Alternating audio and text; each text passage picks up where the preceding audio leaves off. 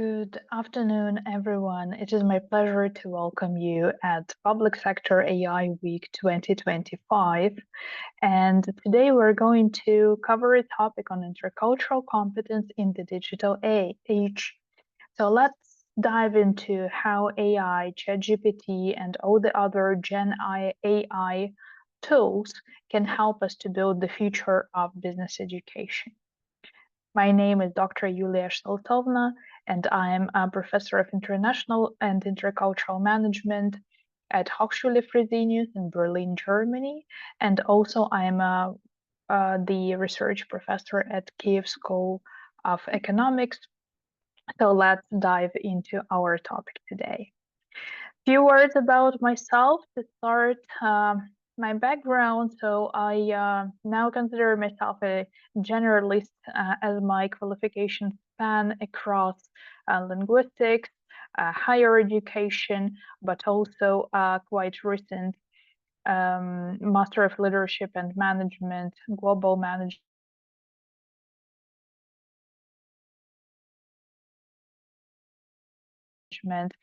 from amazing university. So that means that getting the international and intercultural aspect is a part of my journey from Dnipro, Ukraine to Kiev, where I spent the first 30-something years of my life and worked there for two large universities. And then I moved to Berlin and worked here in a number of the business schools.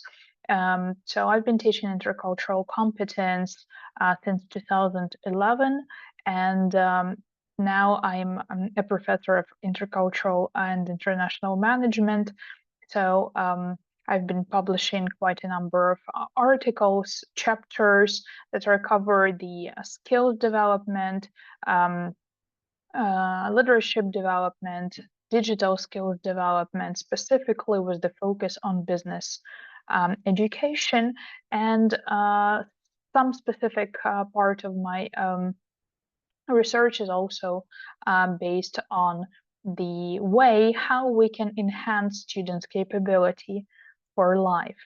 And in one of the chapters that we published together with my co-authors, with Maria Kubik and Judith Becky, we were trying to understand, okay, how can we bring in the idea of universities having the impact or bringing the knowledgeable, aware impact on sustainable careers for our students and graduates. And the outcome of this chapter was these four specific ideas that we came up with. So the very need of the ontological turn in education, so that we need to bring the teaching of how students can be or become a more successful in their daily life, and how can they operate, they change the volatility, uncertainty in such a dynamic world. And since then, the world has become ever more dynamic and ever more polarized. The second point was that there is a need for evolutionary pedagogics in higher education that would focus on formation of human beings, so the inner development, how we can not only teach the knowledge, not only teach the skills, but also how students could make their authenticity, responsibility, attitude, values more developed through the university years. How we can create a system that could help educators and students create the quality of the relationship that we are apologies, that we are bringing in, so that there is this macro environment, university ecosystems that would enable to have the university as a point of contact for the systemic impact on careers of the students or alumni. And the fourth part is the role of universities and how can university enhance personal skills development. And here we of course include the digital skills. We here of course include AI skills, GenAI skills, and so on, including thinking, critical thinking, creativity, problem solving, leadership skills, work ethics, intercultural fluency, fairness, personal, social responsibility, integrity, attitude, all of this. So let's now take this as a base so that we could try to see how AI powered or AI enhanced learning can be helpful in these four domains so that we could help our students to get more ready for this ever dynamic world. So let's take a look. If we're talking about the ontological turn, so what it can be, we can have the new role, the role of companion. The AI-powered chatbots can become our virtual mentors, can help to guide and support students with the personal development and professional development, encourage self-reflection, critical thinking skills. If we're taking VR, simulation, metaverse part, so that could be a help to the experiential learning. And therefore, this immersive role play and can help to navigate, if we're talking about intercultural competence, navigate intercultural conflicts or innovative problems solving or changing the learning environment for much more ingrained or granular specifics there. We can also update the feedback systems and receive the immediate feedback, immediate results, having the constructive, tailored recommendations so that each specific person has a very specific feedback based on what they submitted or received as a learning outcome. What else can be there? The evolutionary pedagogics can be enhanced by AI-powered personalized learning so that we could create adaptive learning pathways and learning routes for each individual student, which has never been possible before because of the larger groups, because of the accessibility of the business schools, for example, or business education.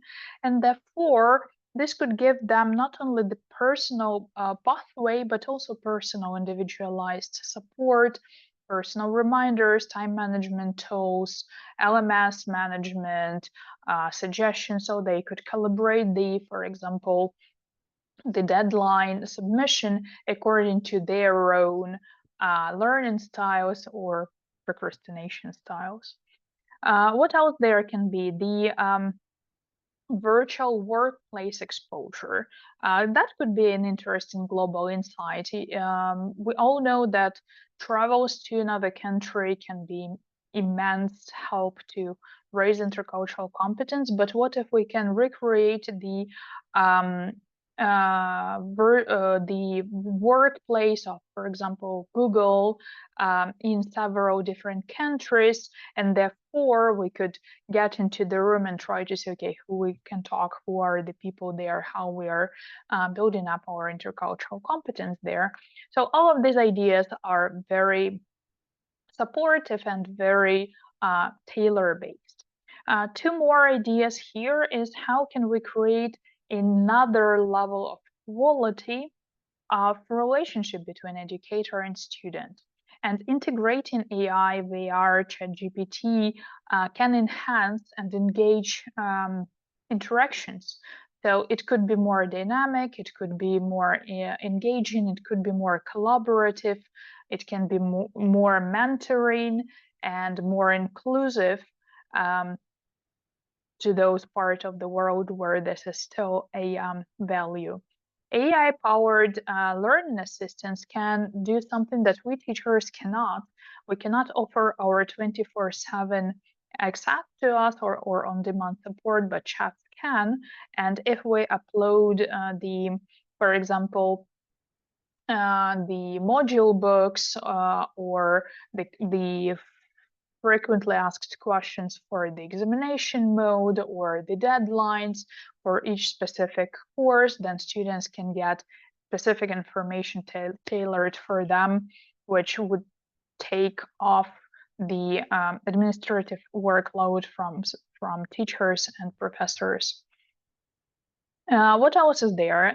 Virtual collaboration platforms, right? So we can have the real-time discussions, real-time network, real-time teamwork with people from other places, and therefore we could have this cross-cultural projects which could help us build the connection. So for example, if you're thinking about something like Calendly or something like matching tools, who is available at this specific time across the globe within the international exchange program, so you can get much more efficiency there. AI-driven automated grading and assessment has already taken through many LMS systems. So for example, Canvas offers this already for quite some time, but also we can use the grading rubric or the grading parameters and then adapt them to a very specific answer during the exam, for example, or project that the students have submitted, and show where they can do it better, so it can be done in a much quicker way. And yeah, so skills is also a very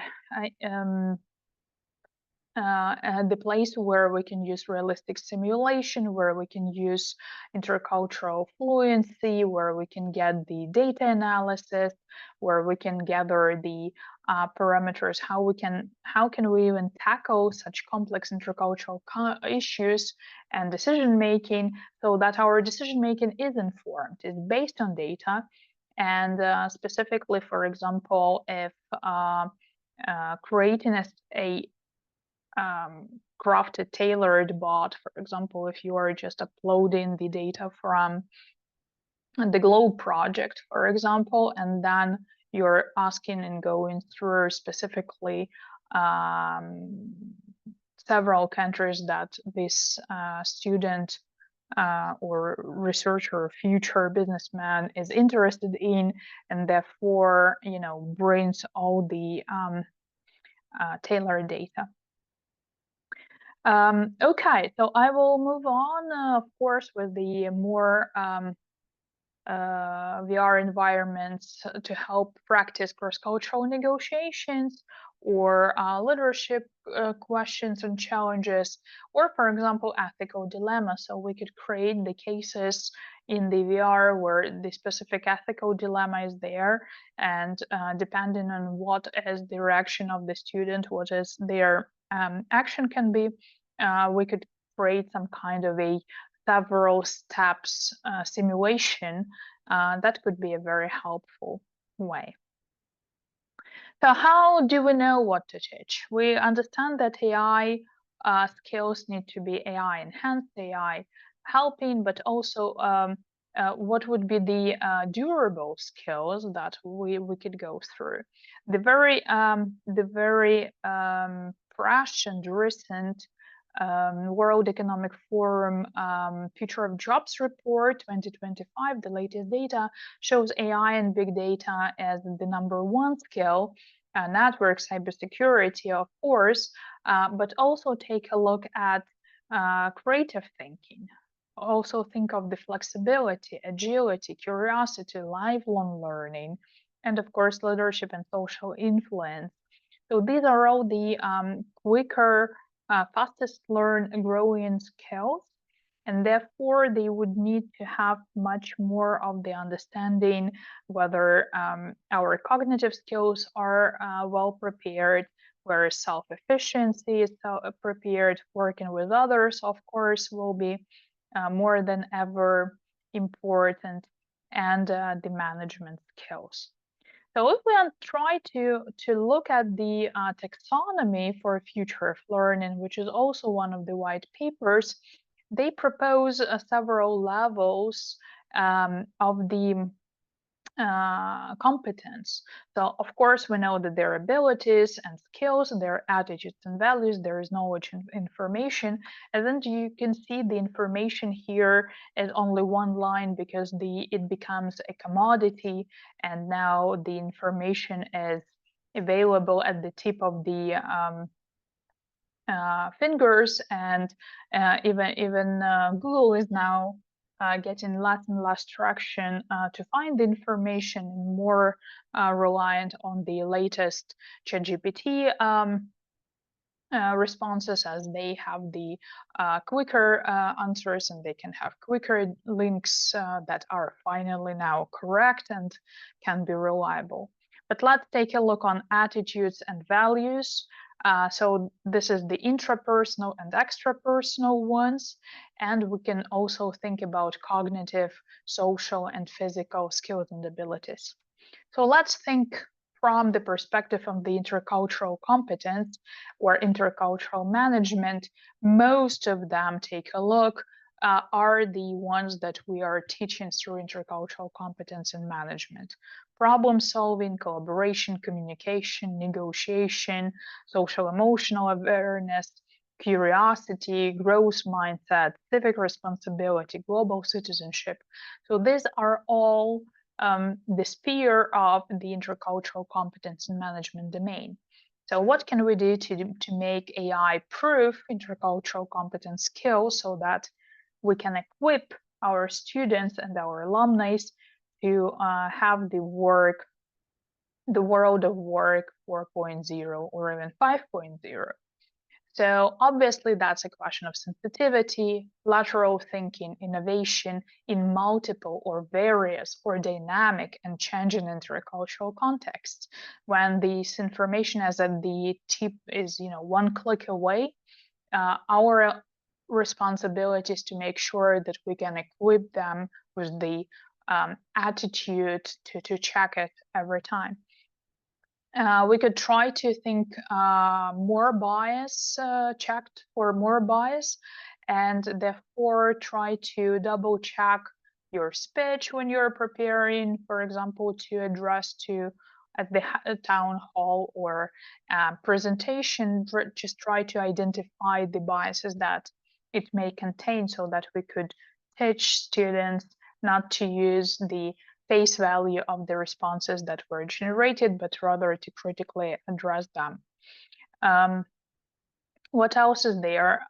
Culturally rooted issues and intercultural challenges can also be a question that we could more and more try to teach to double check, to think of the specific situation. For example, how to optimize intercultural processes, how to create diverse and inclusive teams. Of course, we're doing this through class, but in the same time, we can try to adapt and think of how we can combine several megatrends so that the successful business model of the approach to the AI could be helpful and could be supportive there.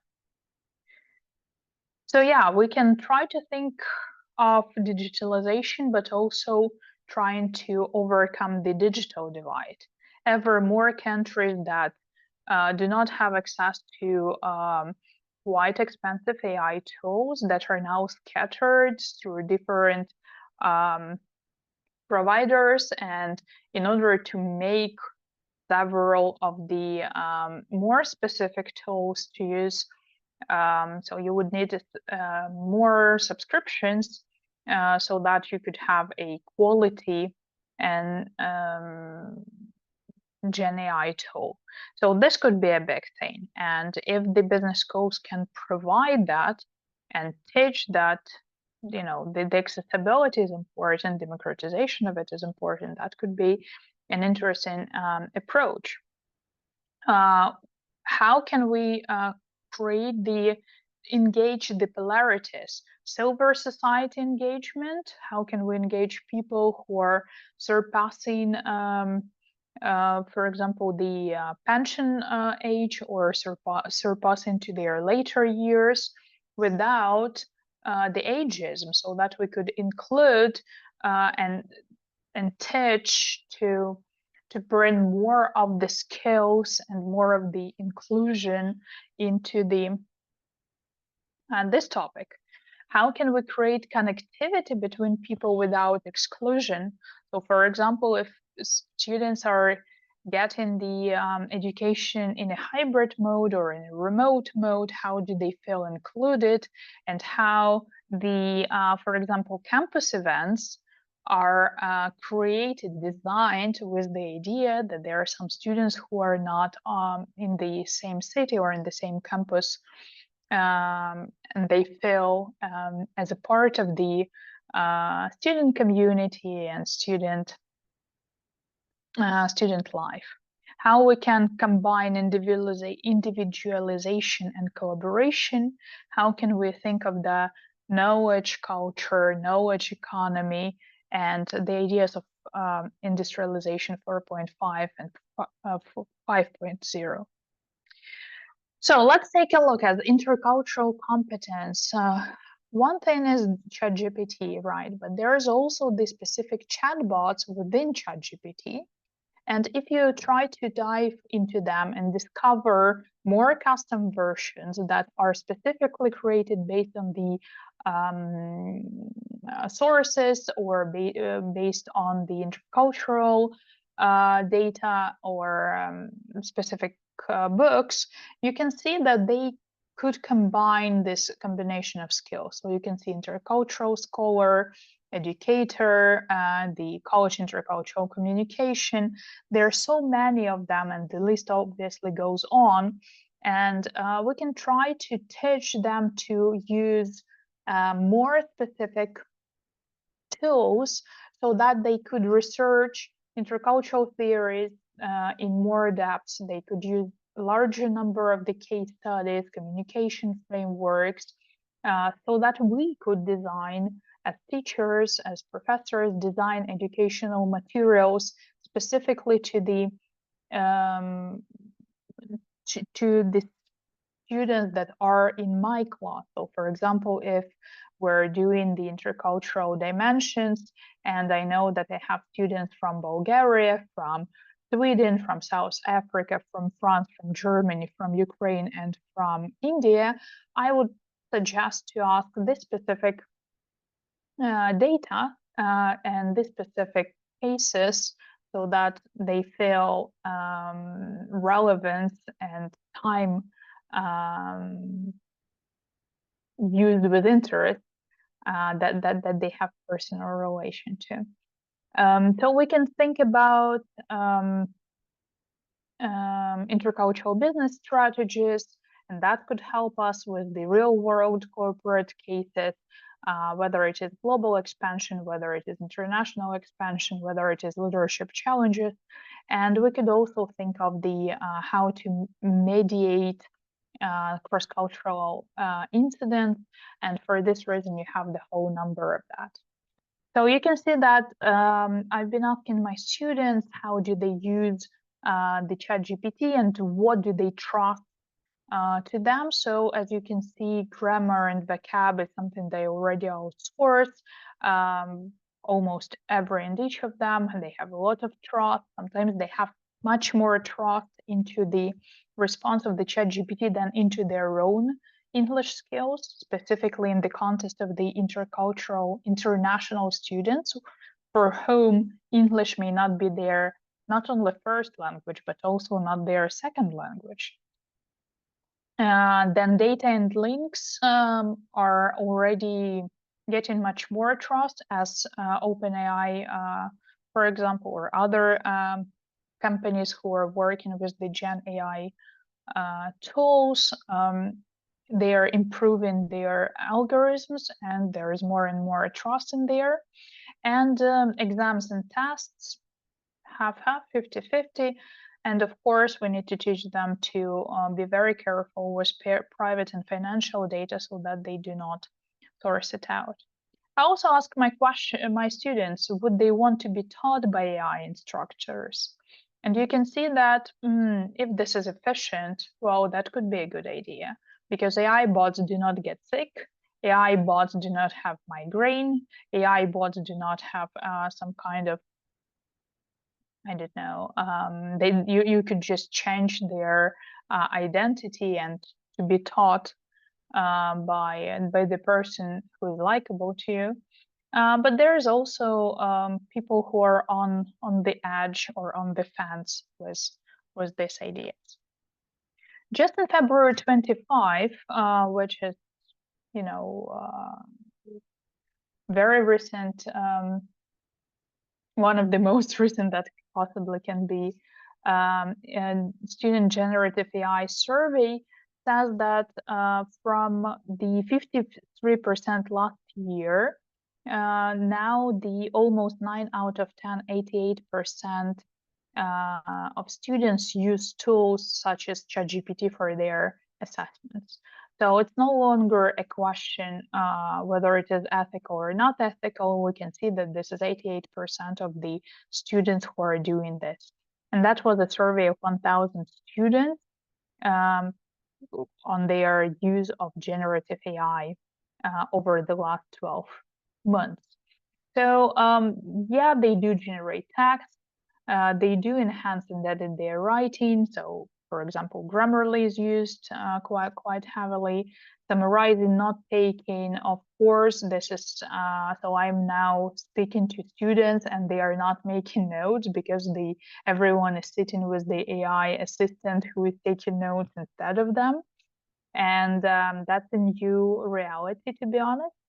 Obviously, translation is no longer a question. Yeah, so something that had to be translated several years ago and would take a lot.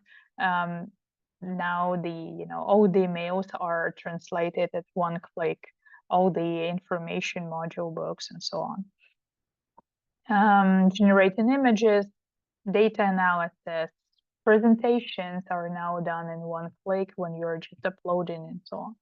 So now it's much more a question of what do we understand the way we want to teach. And for example, I would like to give several situations from Hochschule Fresenius that you can see. This is our library hall, and this is the AI gallery.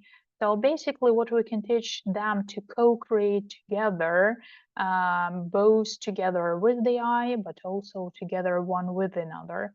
And this is our professor of management, Christian Lenfeld, who created the AI gallery walk and invited the international students to present their visions, their posters on AI tool grid, AI industry grid, so that you could have the understanding, the first time or first hand experience with them. So you can see the students who are doing their advanced projects, case study projects, they're already using the generative AI for public sector, for example, and they think on business concepts, feasibility studies, of strategy, and collaborating on the cases there. What else is done? So, for example, in my class, we're doing the international business and management consulting, and we're having a case study how to transform your business school into a Metaverse learning center. And then we're trying to think what would be the way how to engage stakeholders, how to promote this idea. And we're using, for example, the Carter's framework in order to understand how the teaching in Metaverse can be institutionalized in more faculty, for example. So that could be an interesting idea. You can also try to think not on the course level, but also on the faculty level. And you can think about another case, another school here, the Kiev School of Economics. And what is the idea there is that AI is not just an elective, not just yet another course, but becomes a part of the core business courses. And as you can see here, there is the courses that are AI driven. So for example, branding, startup launches, product acceleration, strategic research. So they are done through the AI tools for business leaders so that they are using it while creating it, and then are assess how critically they are doing it. AI in business analytics and data science, of course, is a massive thing for more special, for more specific integration, but also take a look at the idea that AI is embedded in mandatory courses to solve real-world business problems, because the faculty understands that it's better to teach how to use the tools to be effective and to be efficient, rather than proclaiming, banning them from that. AI tool disclaimer is used, table specifying AI generated content, or for example, the list of prompts used. So specific courses require AI assisted assignments to include the disclosure, what was done and what needs to be done. So the education 4.0 is no longer a question whether or not it is AI based or GenAI tools based. We need to have the students feel comfortable and feel confident with the way they can solve problems together, how they can approach the problems with curiosity, with cooperation, with collaboration, how they can review the outcomes. We need to understand whether they are willing to change their mind when confronted with the new evidence, or checking the evidence up till the moment when it is found to be true. And the idea of adaptability, resilience, self-regulation, goal setting is the opportunity, of course, to learn new skills, but also to make data-based decision making, make the leadership or managerial decision making based on that. So let's take a look. We are not competing with AI because our brains are not built in order to think in patterns or in models or in structures which are becoming more and more complex. Our brains are built to connect, to co-create, and to create value from this connection and co-creation. So that means that our brains are largely untrained and unprepared to conceive such a complexity that AI can, right? So that generative AI bots can. And therefore, we need to think of how can we use it best so that we could co-create and cooperate together. As the intercultural competence researchers, teachers, learners, what can we do? This is a good question. So do we include discussions on digital poverty into the curriculum? Do we advocate how tech can bridge the digital divide? Do we integrate ethics and responsible AI practice? Do we welcome critical conversation about ethical AI?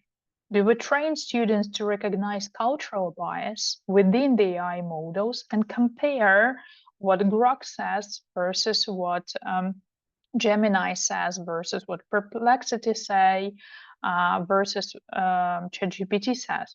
So if you are trying to give them the idea that you cannot rely on one and only instrument, it gives the whole portfolio to look at. So you can use this list as a checklist, whether your course, whether your faculty, whether your school is including this idea on intercultural management level. Do we educate the risks of deep fakes, right? Do we engage for advocacy? Do we facilitate use of the generative AI in our intercultural management courses and research? And do we have the focus of sustainable development goals and inner development goals? My last few slides would be about leveraging large language models. What it was back in 2023. Yeah, we were thinking about cultural guides, overview of key cultural aspects, different regions, maybe developing, simplifying infographics, maybe creating customized study plans for for each student or each major. We were generating self-check questions, exam questions, flashcard quizzes. How can we internalize the cross-cultural norms? And we were trying to use these language models to generate diverse question sets, multiple questions, and so on. We were trying to find the answers to the questions, doing some basic research, at that point, and tasking students with research and summarizing and seeing what was there. But in 2024, we have fundamental change, and as the tools, so here is ChatGPT as an example, but also all the spectrum of the GenAI tools are getting fundamentally better at such speed that, and they're just multiplying at such speed that we cannot even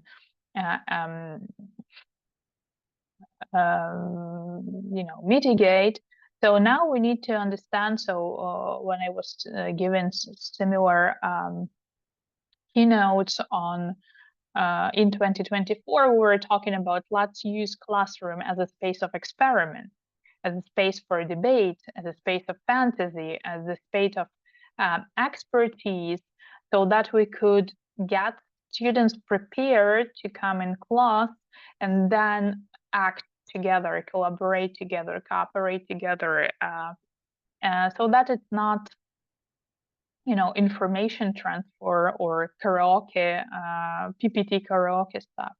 But the ideas were that, okay, we can see rewriting for better results. We could ask the feedback. We could ask the goals, timing, tasks, projects, icebreakers, reflections.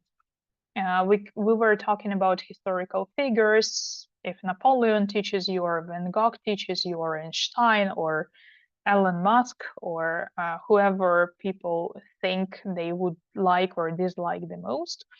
But also there is a lot of these personalization. Let's now move to what could be the future of the intercultural business education. And if you ask the AI to ask how the intercultural business education can be enhanced for AI, you will see quite a number of the ideas which are now way beyond just material preparation or feedback check. Yeah, so we could try to think about the ambiguous situations and how we can make the decisions, intercultural decisions based on that.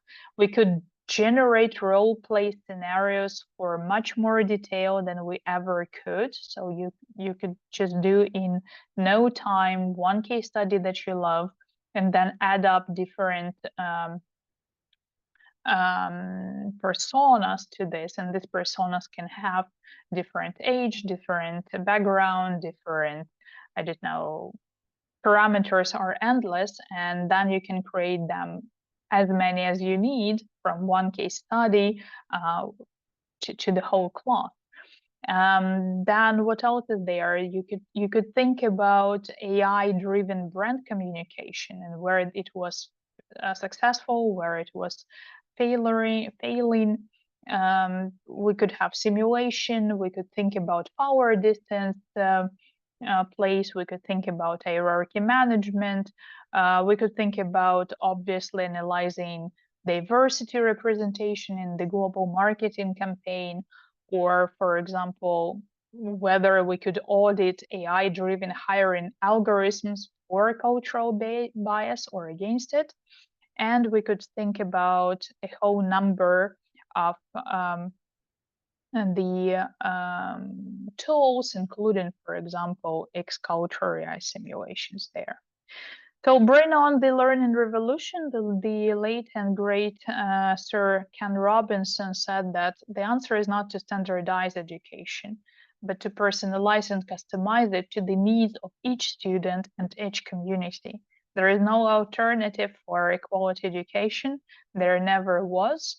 But now we have the tools that could help us to create student-centric education, client-centric business, and human-centric leadership. It was my pleasure to be here for you. I wish you amazing AI week and looking forward to hear and to read your questions, to read your comments, and connect with you via LinkedIn. Enjoy, and I hope it was helpful as a talk. Thanks a lot.